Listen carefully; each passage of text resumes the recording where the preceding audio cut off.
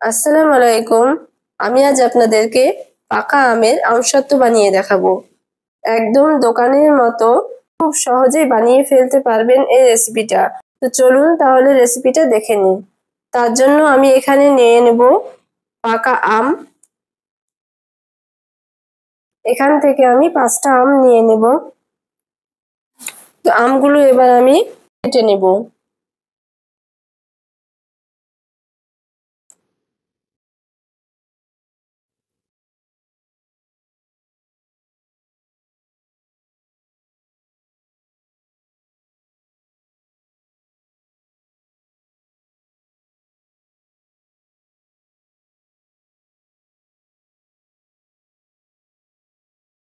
এরকম ভাবে আমি সব আমগুলো কেটে নিয়েছি। এবার আমি এগুলোকে একটা মিক্সি জারে ঢেলে দেব। এটা এবার ভালো করে পেস্ট করে নেব। এটা আমার ভালো করে পেস্ট করা হয়ে গেছে। এবার আমি একটা ছাঁকনির সাহায্যে ছেঁকে নেব।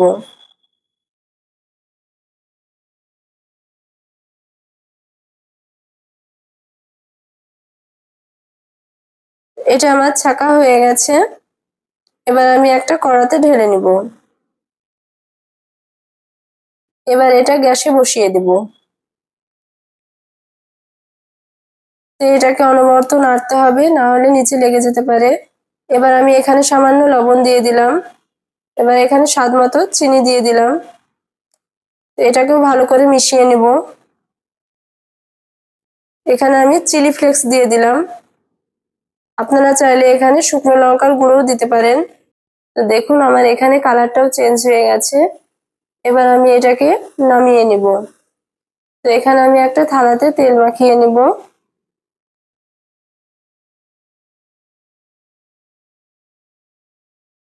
তো আমার তেলটা ভালো করে মাখানো হয়ে গেছে। এবার আমের মিশ্রণটা এতে ঢেলে দেব।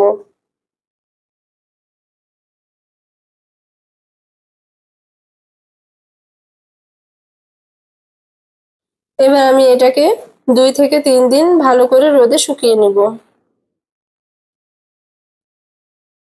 আমি এটা 3 দিন রোদে শুকিয়ে নিয়েছি। এবার আমি থালা থেকে উঠিয়ে দেখাচ্ছি। দেখুন কত সুন্দর উঠে পড়ছে।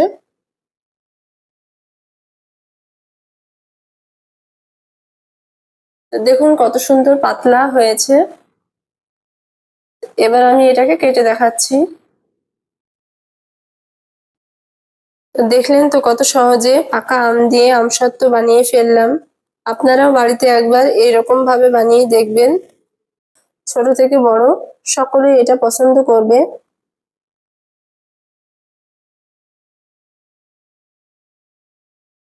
তো ভিডিওটি কেমন হয়েছে অবশ্যই কমেন্টে জানাবেন। ভালো লেগে থাকলে একটা শেয়ার করে দিবেন। আর নতুন নতুন ভিডিও পেতে চ্যানেলটিকে সাবস্ক্রাইব করে দিবেন।